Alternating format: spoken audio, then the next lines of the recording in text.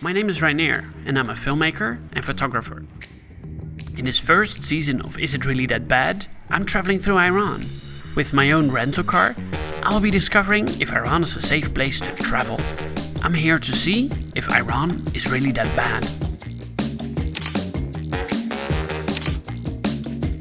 In this episode, I meet an American who just moved to Iran, find out that my beard is no match for these guys, and get invited to sleep over at a Russian-Iranian couple. I'm in Isfahan, Iran's second biggest city, which is also home to one of the world's largest squares. Here I meet Majid and Anastasia. He's Iranian and she is Russian. They offer to show me around the square and the adjacent bazaar.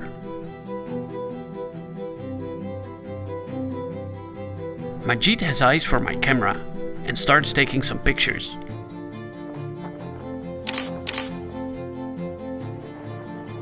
When we continue, we run into a group of men with long beards. They are actors in a local theater, and they ask me to take their picture.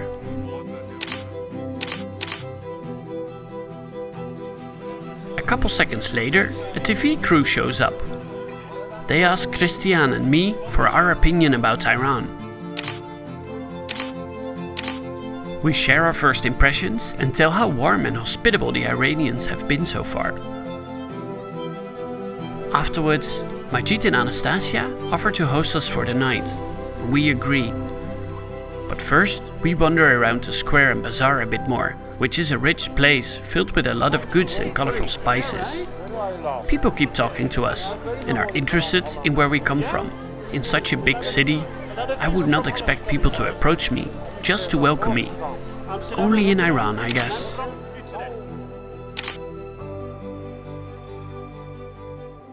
Just when we want to head home for the evening, we meet Andrew. Born to an Iranian father and a Guatemalan mother who grew up in the US. He tells me about his ambitious plan. Now I'm married and my wife and I decided to come and live here permanently in Isfahan. And why? Why did you choose Iran now over the US? The situation in our country is not so good, in my eyes at least.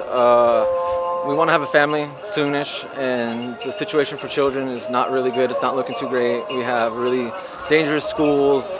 Our laws are favoring guns and drugs.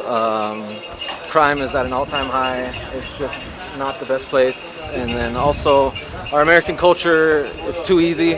And I think here it might be a little bit more difficult, but it's motivation to do better with your life. If you say, I'm going to Iran, how do people respond? Abroad or here? In the US?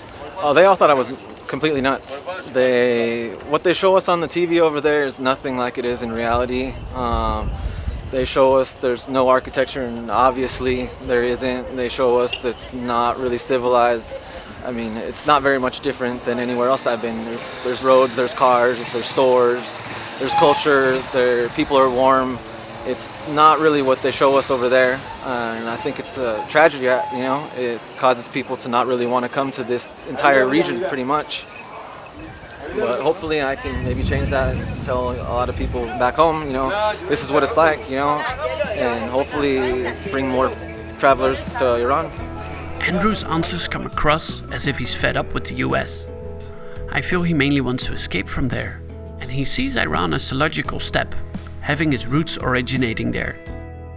From Iranian descent or not, living in Iran might be more difficult than just being a tourist. Okay, so we're here with Majid and Anastasia, and we're trying to get our car. Our car is over here, right? Yeah. Well, the first one is being moved right now. Okay. But there are two more down to go. It's actually exiting the parking lot. It's like extreme efficiency. Yeah, this is like a Tetris parking lot. I think we'll have to play the waiting game because there's 3 more cars down before we can actually move out.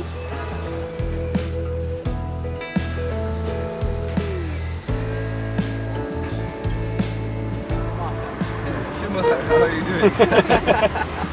doing? Well, this is more difficult than on the F1 track. There's way more traffic.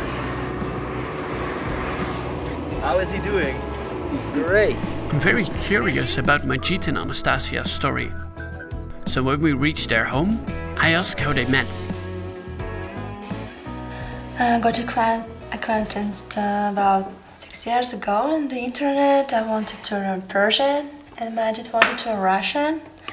And then we just understood that we have feeling and then we just talk to each other in English for a year, so no language exchange. And then I came to Isfahan for 2 weeks and we met and we fell in love. What was your first impression? And now, what is it after those 4 years? Well, when I first came here, I liked everything, every food, everything I saw was beautiful for me. I liked people, but now I see it in another way, like a local person. Food became usual for me, and also people, I see them in another way. I noticed that they are not sincere. Iranians really like to have guests. They give them everything they have, but it's boring. When you go to somebody's house, the usual talks are gossips, but when you become local, everything changes because they don't care too much about you anymore and they become rude sometimes because when you're a foreigner they want to give you a good image of Iran, and when you live in Iran you don't have to pretend anymore. I don't like anything. Yeah, we are trying to find at least one good point, but we can't find it. We really want to find, but we can't. That's We are going to travel around the world and see where is good for us. Both of them seem disappointed in Iran. They're saving up some money to go traveling and see which place will suit them better. I wonder if Andrew will think the same after a couple years. Life in Iran might also have a less friendly side, besides what I'm seeing. In the next episode, I barely survive a massage, I moan like an old man when I climb a meter high, and get stuck with my car in the desert. Stay tuned.